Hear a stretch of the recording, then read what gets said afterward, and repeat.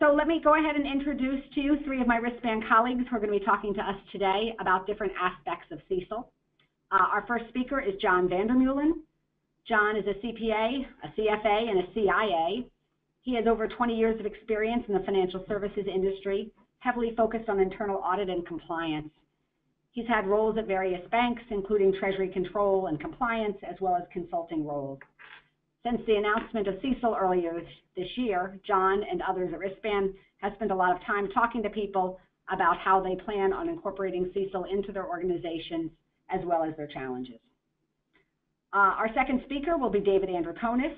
David holds a CFA, and David's experience is strong in areas like credit risk analytics, asset valuations, and model validation.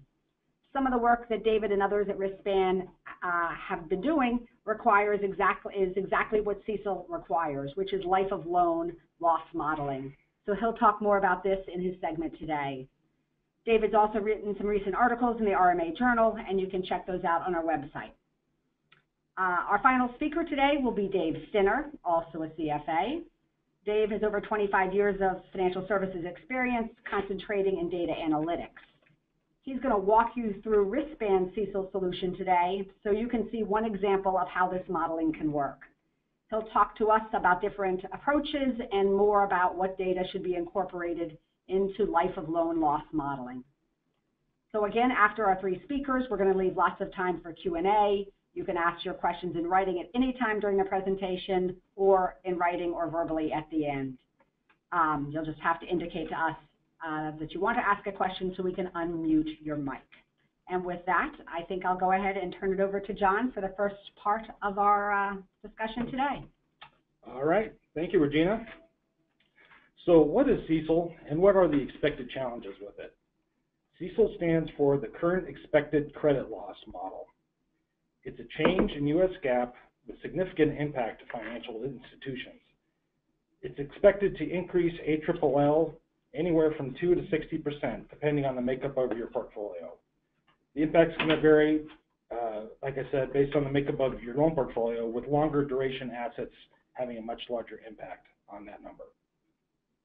It's moving from an incurred loss model, which is currently governed by FAS 5, to booking expected lifetime losses on day one, utilizing a reasonable economic forecast and factoring anticipated prepayments.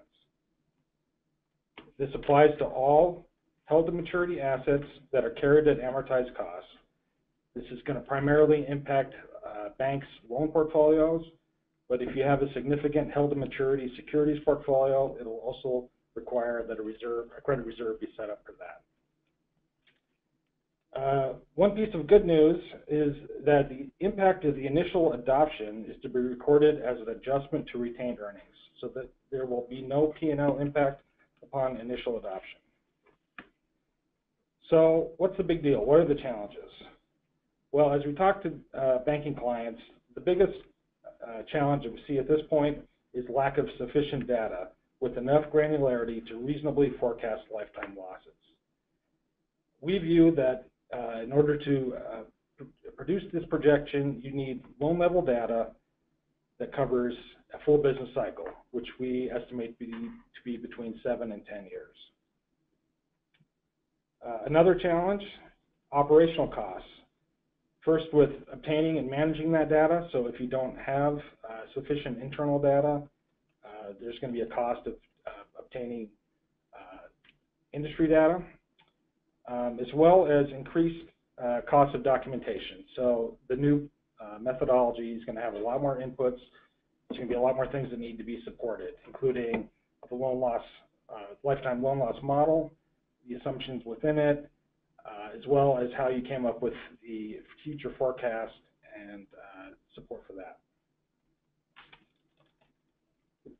Thirdly, it's going to have a direct dollar-for-dollar impact on Tier 1 capital. This could, the earlier you know about the impact to this, the more you can adjust to it, because you may need to, depending on the impact, you may need to adjust your capital planning going forward by reducing dividends or even potentially come up with another capital raise. Fourth, we see accuracy as key to CECL. As if you are not producing an accurate forecast, you're going to see a lot more whipsawing of your allowance, which is going to have a dollar for dollar impact on your income statement and could potentially impact your value to investors.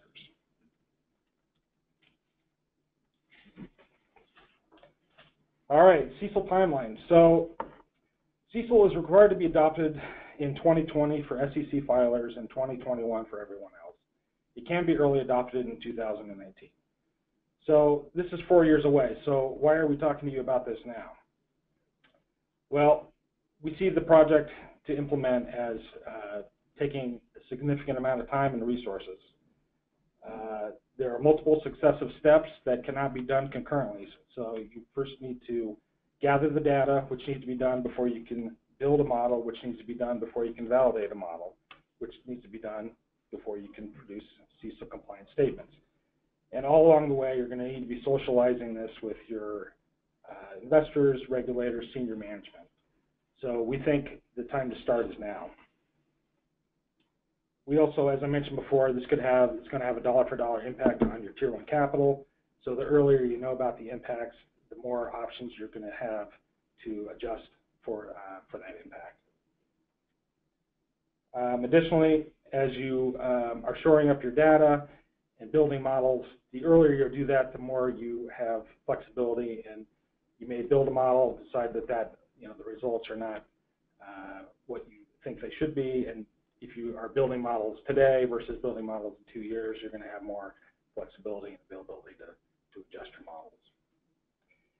And finally, we think stakeholders are going to become more and more interested in the potential impacts of CECL, and the earlier you can give comfort to your investors and regulators and auditors about what the impacts are going to be, we think the better. With that, I will turn it over to Dave Andriconis.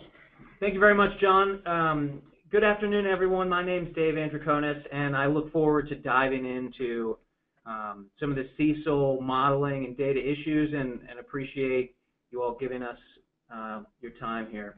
So the first thing that I want to emphasize about CECL, and really if you miss everything else we say, please hear this.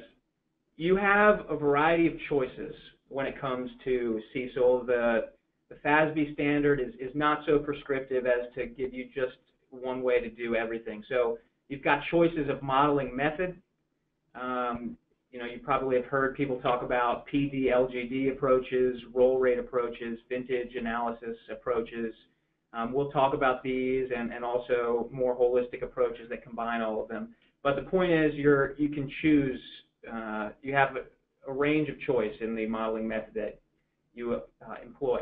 Same thing with data sources. You can get data from your internal, historical, proprietary data. You can also, in some cases, bring in third-party proxy data. And over what time span, regardless of which source you get the data from, what's the length of the time period of your sample? That's something that's not strictly prescribed.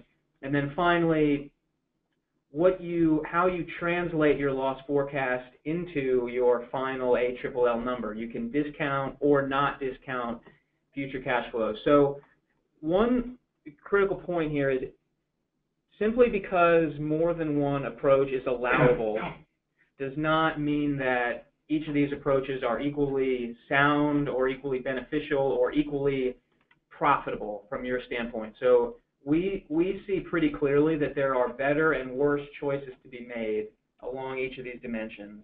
And we're going to walk through those and point out where we think you can make better choices that will improve your profitability. So how does a model impact a bank's profitability anyway? Why isn't it just an academic concern? Well, in the case of CECL, having an accurate forecast, in other words, having a forecast that does as good of a job as it can in matching the losses that you actually realize, the more accurate your forecast, the more stable your loss reserve will be. The less you're going to have to revise it way up and way down through time. the more stable your loss reserve is, the more stable your earnings are, and that will allow you to avoid the excessive capital buffers that would come if you can't show to your regulator, for example, that your forecast is reliable. So that's something to keep in mind is you may be able to the forecast that can sort of meet the bare minimum standards is not necessarily the most accurate forecast which will optimize the impact of CECL on your financial statements. Also, better modeling techniques and better data and better support for why that data is applicable to your portfolio will help you withstand audit scrutiny and reduce the need to allow for modeling error, which again, that speaks to these excessive capital buffers that you want to avoid, which dilute shareholder profitability. And then finally, once you develop this forecasting model, which perhaps in some cases maybe you wouldn't have pursued but for CECL, there is the opportunity to leverage that model for other purposes. So let's say because of CECL you go out and build a credit model that's more accurate than what you had in the past. Well, you can still use that model at the front end for loan screening and pricing decisions. When we talk about a CECL model, we're actually talking about several component submodels. And so, what are those? And these are some of the models that we'll go through the remainder of the webinar. So you've got a probability of default models. I think that's probably most of the time when people talk about CECL models, this is probably the one they really are referring to. And we'll certainly devote a good bit of our webinar today to talking about probability of default models.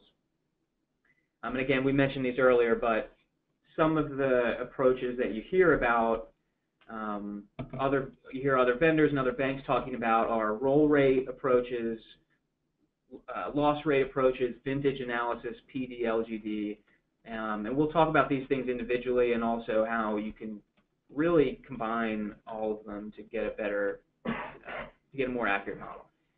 Loss severity models. This is this is your loss given default model, and in some cases liquidation timing may be a component of a loss severity model. So where a severity model tells you how much you lose if a loan defaults, the liquidation timing would tell you when that loss takes place. The last of the submodels that we were talking about is prepayments. This is probably one that's kind of easiest to forget about, but when you're talking about the losses that you will experience, when you're talking about a credit risky portfolio, prepayments that reduce the portfolio in dollar terms reduce the loss experience. Okay, so let's dive into some of the probability of default rate approaches.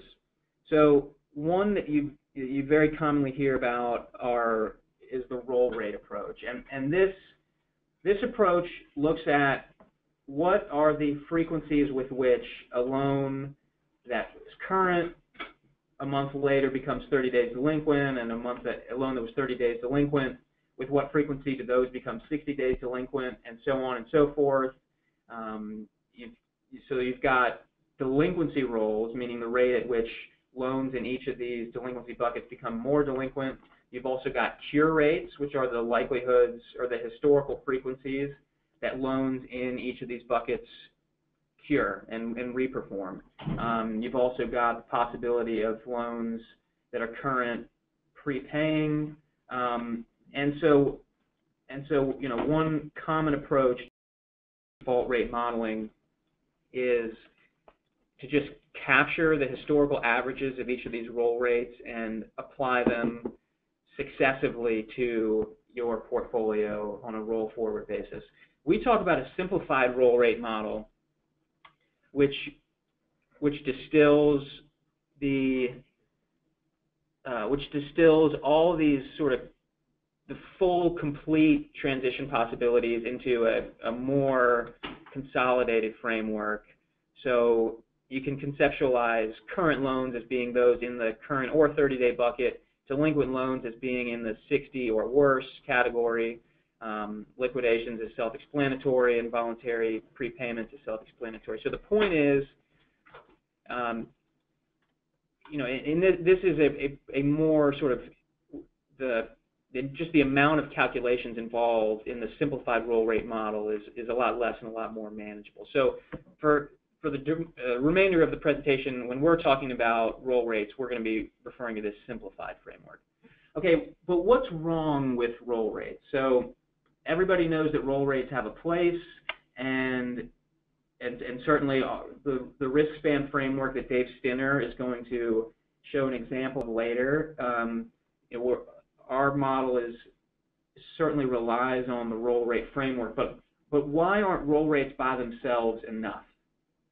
And this is something that's really important to understand, because you hear a lot of people talking about roll rates as being one sort of standalone approach to CECL. As though if you're using a roll rate approach, well, then that's the approach that you're using, and you're just considering roll rates. So why aren't roll rates enough by themselves? So the problem is, let's say you'd estimated this roll rate table here that you see in the lower portion of my slide. So you know that on average, about 99% of loans that start a period current end the period current, and 1/4 of 1% become delinquent and 1% pay off. This seems great. Just have this framework and apply it throughout the duration of the forecast horizon, or the life of your loan portfolio, and you've got it. Well, the problem is that these are static numbers. These are long-term averages, but the long-term averages, there's a lot of variability around these averages, and we know sort of when and why and where and how that variability is going to occur. We know, it's very knowable when and under what circumstances these roll rates will sort of go up and go down. And to not use that information is just to needlessly sacrifice accuracy. So we talked earlier about how an accurate forecast helps drive profitability. Here we're going to show cases where the roll rates themselves are likely to be wrong, and we sort of know in what direction, and we want to use that information. So what are some cases where the historical average roll rates are going to reliably vary? So you've got a case of, in this case, we're looking at current to delinquent roll rates of residential mortgages.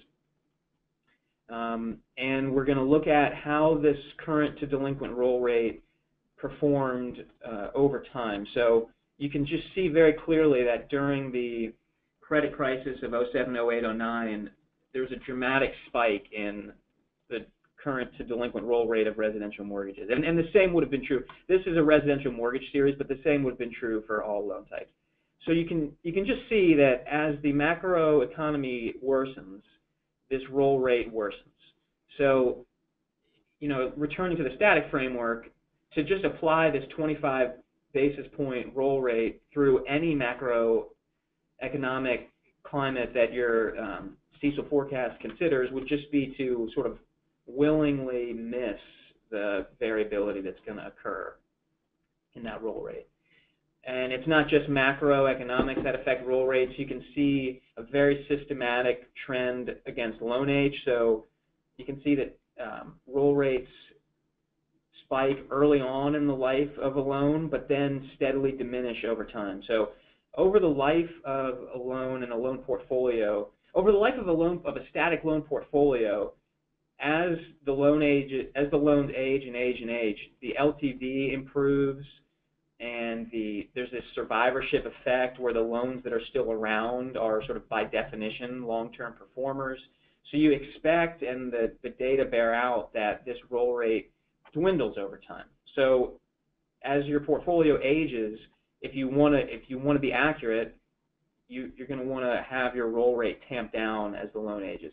So, there's a seasonality effect to some mortgage types. So in this case, we're showing residential mortgages, but they're can be seasonality effects to a number of asset classes. These little hiccups that you see, these kind of like mini peaks and valleys, are reflective of seasonality. And so, for example, during winter months and summer months, your roll rates are going to vary in a knowable, reliable way that you can forecast. And then credit characteristics, of course. So in this case, we're showing you 3 different curves broken out by FICO bucket because, again, this is a residential mortgage curve. But, imagine if it was commercial real estate, maybe it'd be debt service coverage ratio would cause dramatic differences in roll rates. And then even with the delinquent to liquidation roll rates, we see this seasoning effect where the roll rate declines over the life of the loan. What about prepayments? So we talked earlier, and when I was showing this this roll rate screen, well, what if all right, so on average, over the long term, we see an average of 1% prepayment rates on a monthly basis. Well, the problem with just using that number is when you have a macroeconomic environment that is either part of your current climate or you are forecasting to be the climate going forward, there's just very knowable, reliable patterns in when and the amounts of prepayments that occur. So as the external interest rates into which a borrower could refinance go down, so someone's paying 6% and has the opportunity to pay 3%, they're just far more likely to prepay than is the case when there is not that economic incentive to prepay. There will always be some turnover because people are relocating and moving, and then that's just ambient levels of prepayment. But the refinances that cause the dramatic spike in prepayments occur at knowable times, and it's just a matter of one factor is the interest rate environment, and you can see that has a very predictable effect. And there's a lot else to say about how to predict prepayments that maybe we'll cover on a future webinar.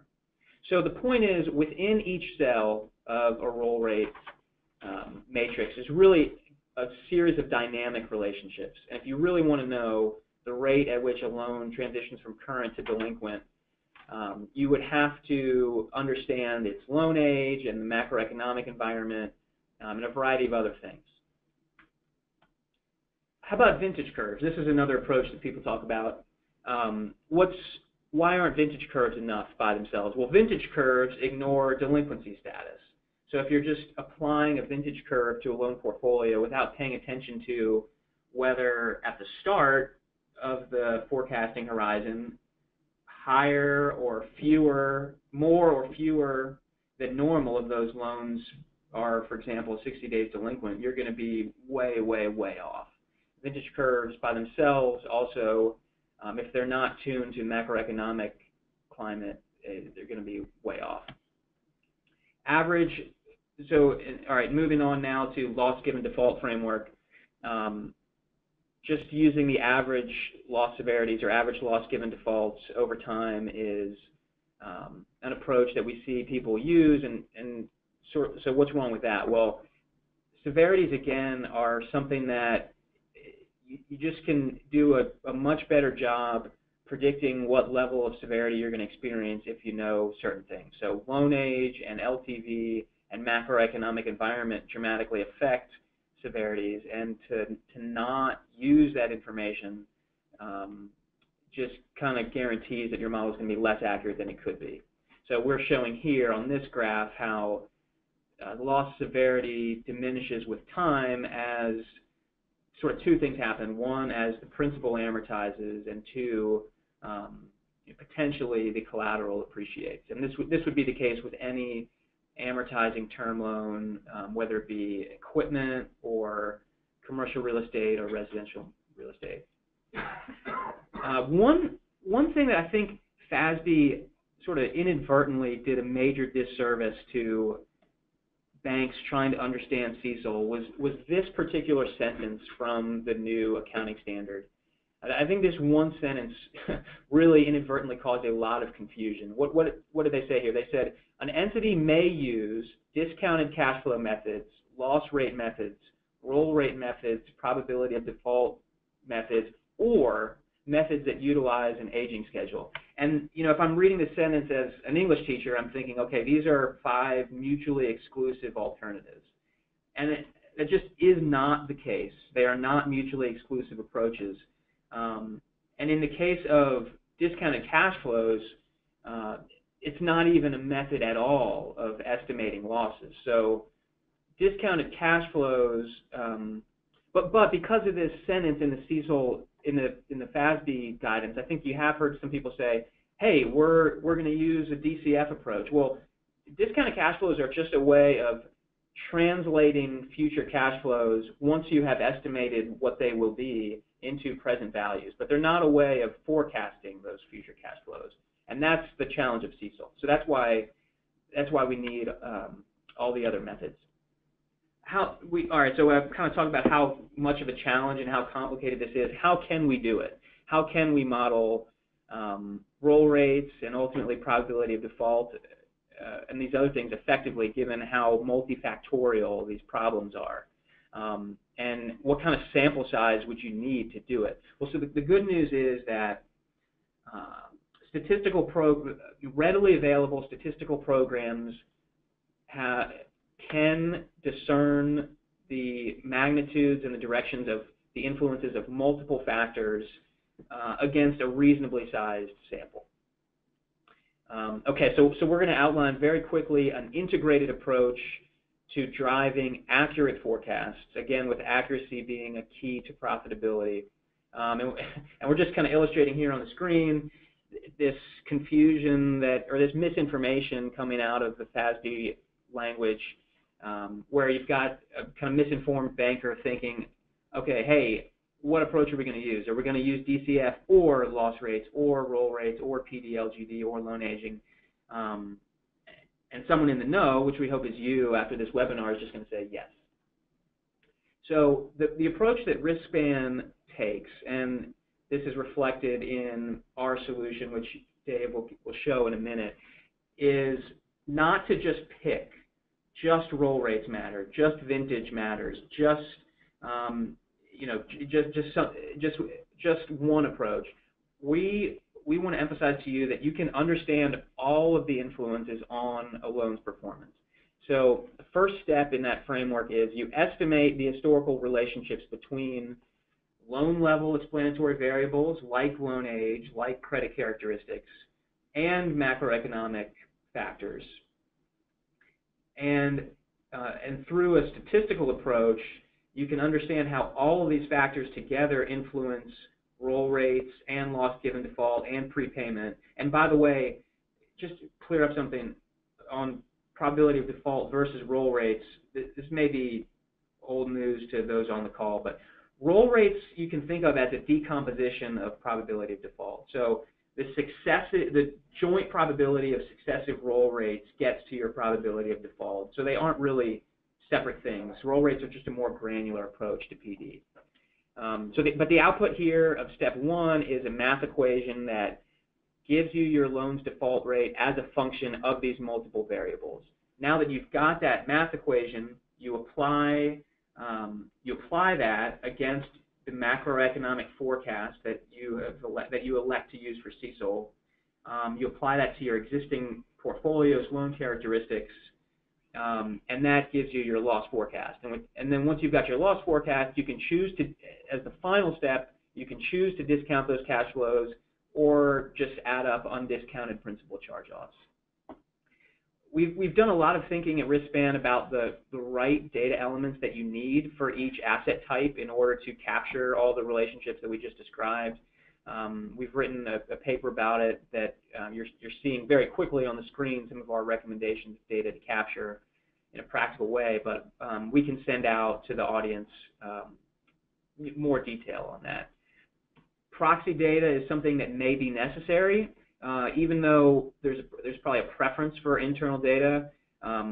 There will be cases where you lack it and therefore need proxy data. One thing to keep in mind with proxy data is the modeling approach is very important. You can't just use the same modeling approach with proxy data that you would with internal, because it doesn't necessarily reflect your portfolio characteristics as perfectly, you need a more granular modeling approach to flexibly apply the portions that are relevant.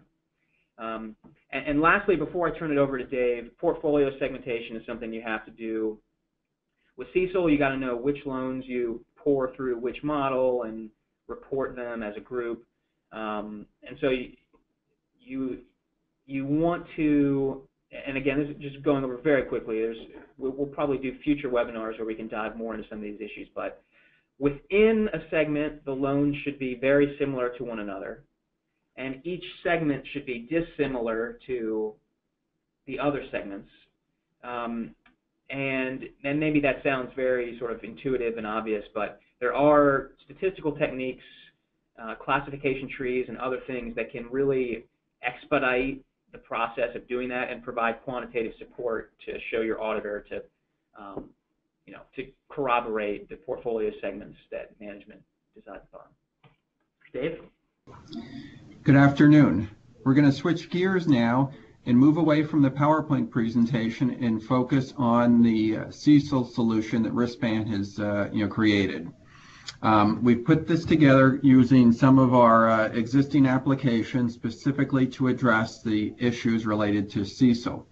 I'm going to walk through things very quickly and at a high level, so don't be concerned if I skip over some tabs and things like that. So the sample institution that we've created has 4 different portfolios of loans: 2 mortgages, personal loans, and auto loans. And that's what we're highlighting on this screen here. The system is flexible enough to take the data from a variety of different sources: R, SAS, SQL, Excel are just some examples of different sources that you can use for importing the data into the system. So we're going to focus on the mortgage loans A. We've got that, and then we want to indicate how we're going to model the losses going forward for CECL purposes. We have 2 different models incorporated into the system. We can add third-party models or internally designed model. What I'm going to use is RiskSpan's logistic default model. This is our integrated prepaid default and credit model. So once I've got that indicated, then I want to choose lifetime, because we're focused on CECL. We're looking at lifetime losses, and we're not going to have any stress multipliers. So with the logistic default model, you need to make assumptions for home prices, interest rates, unemployment rate, and prepayment overrides. So these would be for the future environment. I'm not going to go through the exact details on how you can do this, but it's very easy to customize this, given whatever you want to run for the future environment. So we've got our assumptions, and then we can look at some output results. So again, we've got our mortgage loan portfolio A. We've got 4 different scenarios that I've run in advance: the base, optimistic, and 2 stress scenarios. And in this case, I've filtered on FICO scores, and the results are presented in 25 basis point increments. I'm going to switch off the filters to show a little more information. So here are our FICO buckets. We've got the UPB, FICO score, LTV, and some other information on each of these. These last 2 columns here on the screen, default UPB and net loss, if I scroll down, those are our projections going forward on a monthly basis for each of those FICO buckets. So that's the kind of basic analysis. Some of the more interesting and colorful reports are on our dashboard. What we've done is pick 4 key metrics: LTV, product mix, property type, and FICO, and do a pie chart showing the distribution of the portfolio in each of these segments. I can click on one of the segments, the wedge pops out, and eventually it's going to drill down and show me the loans, in this case that are 1-1 ARMs. So here's the details on all the 1-1 ARMs in the portfolio. Very detailed loan level information. Some of the other reports that we've got are geographic heat map. For the sample portfolio, we've got loans in 4 different states: Connecticut, New York, New Jersey, and Pennsylvania. You can click on a state, it'll drill down, show you the county breakout for loans. And if I click on a specific county, in this case Berks County, Pennsylvania, it's going to show me the 128 loans that are actually on properties in that county. And again, detailed information. In David's PowerPoint, he showed some vintage loss graphs. We've got them here too on the loans in this portfolio. So we're looking at cumulative loss by different origination year, and the x-axis on the graphs is loan age. The solid portion of the lines are the actual losses. The dotted pieces are the projected losses. And this graph clearly highlights just how horrendous the 2006 and 2007 vintage loans performed relative to more recent vintages, 2008, and in particular relative to brand new or very seasoned vintages of loans. So that was cumulative losses. We also have monthly loss rates. Again, by vintage, with the x-axis being loan age, and you can see the ramp up with a peak somewhere around 2.5 years, and gradually tailing off, just as you would expect. The next graph we have is showing for the portfolio cumulative or monthly default rate, and then loss rate. Where the lines change color, we segue from actual to projected values. And then the last tab I want to highlight are the lifetime projections. And here we've got the results for our 4 scenarios: base, optimistic, stress, and severe stress. The graphs themselves are a little busy, so let me take a moment and walk through one of them. The shaded portion is going to be the UPB of the outstanding pool balance. It's a static pool, so this is going to be declining over time. The upper line in light green is going to be cumulative defaults, and that's presented on the right scale as a percentage of the original UPB of the portfolio, or the starting balance. The lower line in blue is going to be cumulative losses. We also have summation over the lifetime of the loans, of defaults and losses. And you can see in our base case, projected defaults are 196 million in the base scenario. They drop to 157 billion in the optimistic scenario, and then jump up to 2.25 and 262 in our 2 stress scenarios.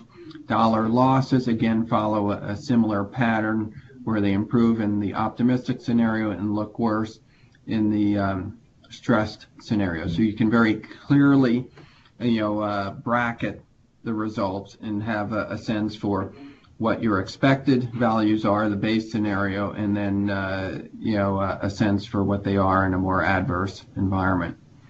The last tab on our application is the archive tab, and this is really an audit trail showing what loans were run, what model was used, when they were run, in order to provide some kind of audit, like I said, of exactly when things were run, and allow you to pull up results at a future point in time. With that, I'm going to wrap up the demonstration and walk through the application, and turn things over to David Androkonis to finish up with some slides of sample reports. So some of the sample. Well, let's talk about the what you kind of want to get out of a CECL solution from a reporting perspective. That you can have a model that just gives you a number, like here's your loss forecast and this is the number. What we want to show you is some reports that provide additional documentation and additional schedules and reports, different ways to kind of slice and dice your CECL number and explain it to your board members and your auditors and yourselves to help analyze it perhaps improve your forecast over time. So one thing that you would want to be able to understand, and so an example of a report that you might want to see out of a solution would help you explain. Okay, let's say your beginning period ALLL were 10 million and your ending period ALLL were 11 million. Well, like, why did it go up by 1 million? There's a few ways to look at this. You want to be able to see how much did it change just because of new originations? How much did the ALLL curtail because of charge-offs, because of principal reduction, and what was the impact from the model itself changing? So even if there's no change in your portfolio characteristics, how much did the number change as a result of the model becoming either the assumptions becoming more optimistic or pessimistic, or the model being retuned? Okay, so next, how about percentage ALLL? So you can understand the decomposition of change from a dollars perspective. What about analyzing the change from a percentage standpoint? So at the beginning of the period, your ALLL was 1% of your portfolio. If the risk mix doesn't change, even if your portfolio doubles in size, you would still expect at the end of the period your ending ALLL to still be 1% of your portfolio, again, even if the dollars change dramatically. But so changes in the percentage of ALLL, those are going to change when the risk mix of your portfolio or your forecast outlook changes. So if your loans age in such a way that your portfolio gets risky, and this just has to do with the balance of new loans versus loans paying down or paying off, your FICO mix could worsen if the loans that come onto your portfolio have lower FICOs than the loans that leave. Same could be true with LTV. And then the macro forecast, and the macro forecast could get more pessimistic just due to the passage of time, and also the model itself. So the model can be looked at as having two separate impacts. One is the assumptions, meaning what you think is going to happen to GDP, for example, could get more or less optimistic, but also the model parameters, meaning what your model says the loans how they will perform given the macroeconomic outlook, can be and should be back-tested and fine-tuned over time, and that can change your ALLL number. All these effects need to be captured. Now let's compare, and here's another report that you would want to see that compares forecast charge-offs versus actual charge-offs. Why did your forecast differ from what actually happened?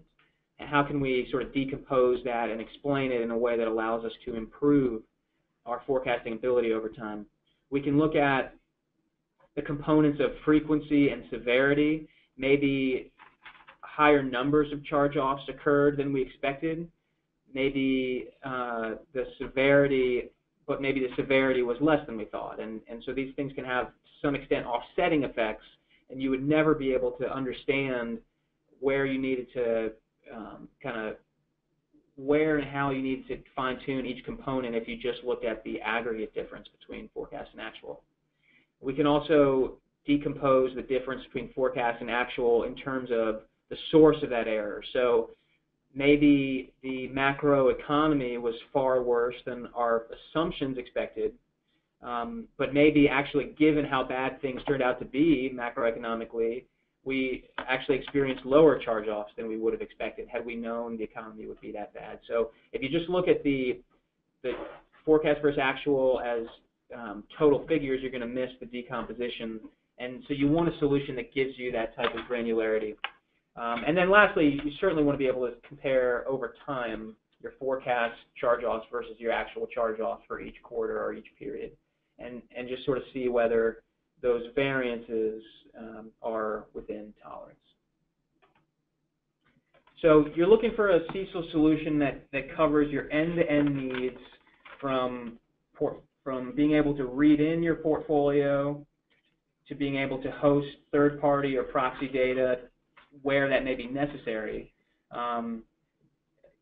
You have solutions that offer ready-made models, which may be perfectly suitable for many components of your portfolio. You also want the ability, to the extent that you have or will build or will need custom models because of some idiosyncratic risks and loans that you have, you kind of want a solution that can accommodate custom models.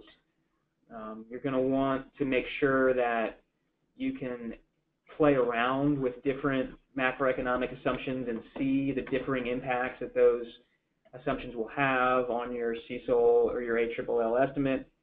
You probably want the ability to get both fair value valuations of loan values as well as CECL estimates, because you may elect to have both of those treatments. And then finally, you're going to want outputs that give you not just a number, not just a here's your ALLL number, but the kinds of charts and graphs and tables and schedules that we just walked through that will help you explain your CECL, sort of show your work to your board and to your auditors and examiners, as well as utilizing those tools to improve your forecast over time. Okay, should we go to questions now? Yeah, I think that'll be great. We've got a bunch of questions coming in, so let's go ahead and start with those. So one question that we've gotten is, we've talked a little bit about proxy data. I think, Dave, during your part of the presentation, what would be the proxy data for FHA, VA residential mortgages, and how do you minimize ALLL volatility given the inability to accurately forecast long-term, like beyond 3 years? Yeah.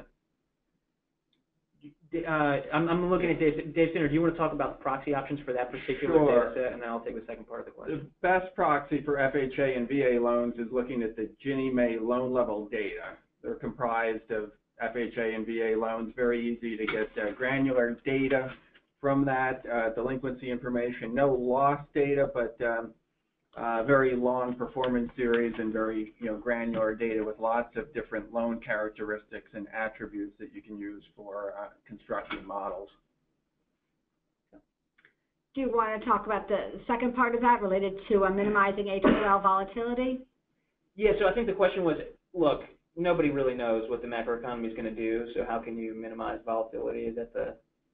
Right, the question is kind of like, how do you minimize ALLL volatility if you can't really forecast accurately beyond 3 years? Yeah, so I heard a quote the other day that I really like that speaks to this, which says, all models are wrong and some models are useful. And I would, in speaking to this particular question, I would maybe rephrase it and say, all models are wrong.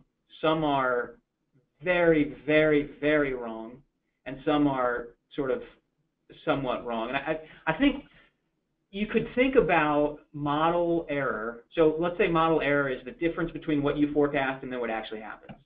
I think you can think about that model error as being composed of two parts. One part is that portion of the model error which nobody could have helped. Nobody knows exactly what the future is going to hold from a macroeconomic standpoint. And nobody should tell you that they do know exactly what it's going to hold. And that's unavoidable model error. There's a second component of model error which is avoidable. That is the component. So if you miss because you're definitely going to be wrong to some extent about your macroeconomic outlook. The question is, do you want to also be wrong on top of that at a greater magnitude because you don't consider the delinquency, the impact of today's delinquency statuses? If you only use a vintage curve, then you're ignoring the fact that you already know which portion of your portfolio is 60 days past due versus current. If you only use roll rates, you're going to be wrong not only because your macroeconomic forecast won't be quite right, but on top of that, because you are sort of leaving on the table knowledge that could have helped you in terms of the loan age of your portfolio. So the loan age of your portfolio is a very knowable thing that's going to influence your roll rates over time, as well as the way that you do know how today's macroeconomic environment compares to the sort of the long run average that was in place when you first estimated your roll rates. And so at least in the next 12 to 24 months over which the majority of your losses would be expected to occur, at least then you know if you're in a sort of a peak or trough period. So I guess what we're really talking about is using everything you can to minimize the volatility, not eliminate it completely. Yeah, I would reframe the question a little bit, and not necessarily focus on minimizing volatility, but in understanding and quantifying volatility. And you can get at that by running alternative scenarios of the future. Look at a range of plausible, future scenarios, and even some extreme ones, so that you can bracket what your loss estimate is over that time frame and get an understanding of what the potential upside or downside might be, and that would give you a measure of the potential volatility. Yeah. Well, one approach too. It's a good point. It reminds me. One approach that I expect some of the biggest banks will do, or at least will want to do, probably the most sophisticated way you could do this is to have a multi-path approach and forecast your losses in a many variety of different economic paths that could occur, and then you take some average of all those paths, and that sort of admits that nobody knows which exact path we're going to take. That's not probably what most banks will do. I think most banks, just because of the sort of the resources that would be involved, most banks I think will just pick one forecast and use the CECL result that comes with it, but it is certainly an option to do. And I'll just mention that the guidance only asks you to forecast what you think you can reasonably forecast, which we think will be between 2 and 4 years.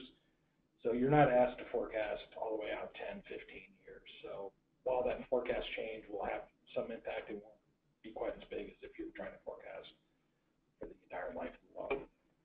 In the case where you don't think you can forecast, you revert back to historical loss rates in those years. Okay, well, I have another question, and it interestingly tails right on that. So it talks about this person is asking, they don't have a full business cycle of data, and we don't have many losses. Where can I get additional data that reflects their specific portfolio, and does it have a cost? Mm-hmm. Do you want to maybe flip back to the? Yeah, let's pull up the slide that speaks a bit to this. Yes, so we threw up just some ideas for the question, Regina, was just which proxy data sets to use where you don't have. Which proxy sets of data do you use? Right, exactly, when you don't have a full business cycle of data. So we're showing on the screen some ideas of proxy options for different data sets. There's good Fannie and Freddie data for both for residential mortgages and for multifamily mortgages. In the case of commercial real estate, there are some great data sets you can buy that come at a high price. The TREP is one data vendor, and you're talking hundreds of thousands of dollars in some cases to purchase that data. The Small Business Administration can be a great source for proxy data as well, for commercial real estate as well as for C&I loans. And C&I loans I think are really going to be, that's such a huge exposure for many commercial banks, and is going to be one of the trickiest to get the necessary data for, I think, certainly to get proxy data for if you don't have it internally. The SBA does have a big data set of C&I data and commercial real estate data, and RiskSpan has been able to obtain that data from the SBA. And you can get a great sense for the vintage curves and the impact of macroeconomics on the charge-off rates on the default rates and loss rates for those asset classes. So we could certainly be available to talk with anybody about that particular option. And then for some other consumer loans, like there may be specialty lenders available if you have like certain like auto exposures and things like that. Yeah, so the bottom line is there are different data sources available. Some of them are free, some of them have a cost. It all depends on what asset class you're looking to backfill with proxy data. one other point too, I think we mentioned this in the presentation, but when it comes to proxy data, you really have to be careful. I have seen and heard from banks who had their proxy data set rejected by an auditor as not being applicable. And a lot of this comes down to how you use it. And so modeling technique matters a great deal. If you're just taking bucket averages, like broad averages from the proxy data set, I sympathize with the auditor, because you're taking an average of a set of loans, not all of which may kind of line up with the risk mix of the bank's portfolio. So you need to use a more granular, ideally loan level modeling technique on proxy data so that you can flexibly apply those portions of that proxy portfolio that line up with your portfolio. So modeling method is really something to think about. All right, let me move on to another question here that we've gotten. So the question is, it's interesting, reasonable and supportable forecasts seem to be different from accurate forecasts, or should we be using an economic scenario? So I guess it's, I don't know, looking for a little bit of an understanding of something, as you were talking about, something that's reasonable and supportable versus something that's accurate, and, you know, where the economic piece comes in. Yeah, okay. Yeah, it's a very, very good question. I think there's this issue of, do you want to be, and I hope I'm not misunderstanding the question. I mean, if the question is, okay, we have an explicit forecast, we think we know what the macroeconomy is going to do, but we're out on an island, nobody else agrees with us. That one probably will be harder to. John, you may be able to speak to this too. Is like what? Yeah, my view is, I think maybe a safe place to go would be to get a third party, like a Moody's or S&P type of forecast, or if a local entity provides a regional forecast, I think those could be good options. The gap guidance does not give a lot of color around what a reasonable, supportable forecast is. As I mentioned earlier, I think to try to forecast beyond 3-4 years is probably not what I would recommend. And I guess finally along those lines, one thing that is been made explicit is that if you're using a forecast for CECL, it is expected to align with the forecasts that are used in your other business processes. So if you're using a forecast to project future earnings that you distribute to investors, then that forecast is expected to be used for CECL. So you cannot use a much less punitive forecast to forecast losses versus what you're using for other parts of your business. Yeah. So I guess if the concern, and I really sympathize with whoever asked this question, if the concern is that, look, we kind of know the forecast that is sort of the consensus forecast of economists, but we just think that it's certainly what will happen, of course, will be at least somewhat different from this, and you want to sort of allow for a range of possible macroeconomic outcomes. There are stochastic approaches that consider multiple paths, and you could simulate 10 different macroeconomic scenarios and look what your losses would be in each one of them and take an average of those. That's definitely the most sophisticated way to approach it. If the point is you have one forecast that you really think is going to happen, and you have some reason to think that you're right and everyone else is wrong,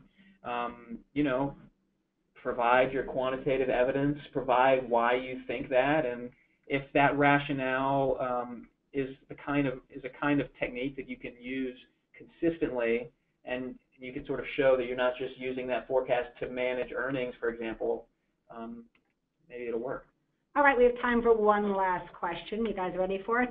So this person is asking that they already have an ALLL vendor that they think can handle their CECL needs, but are there questions that they should ask to kind of make sure they can get comfortable that an ALLL vendor will also be able to handle the CECL modeling? Yeah, so great question. CECL is a different level challenge than what ALLL has been before, and it is not necessarily the case that somebody who was able to do ALLL the old way has the expertise necessary to do CECL, which is a much more sophisticated modeling challenge. I would ask a vendor, do you have market-tested econometric forecasting models? Have you been forecasting financial variables in a way that reflects macroeconomic influences, and do you have market adoption for these things? Like, have you been selling to long-term satisfied customers credit models that consider macroeconomic changes? Because the old ALLL wouldn't have. Do you have models that have a long-term time horizon? If we're talking about residential mortgages or commercial mortgages with long lives, do you have prepayment models that are market tested, that you've been selling, that you've got a satisfied customer base for, that predicts prepayments and credit losses out 5, 10, 15, 20 years, things like that? I would ask those kinds of questions. Okay, sounds great. Well, I think we're wrapping everything up. Again, this is Regina Reed, and we appreciate your time today on the webinar. If you have any additional questions, you can feel free to contact us directly or put it through on the phone right now. On the question side, we'll still see it and be here for a while, and we'll contact you individually and answer questions. And other than that, I appreciate your time today, and thanks very much for viewing our webinar. Take care. Have a good day.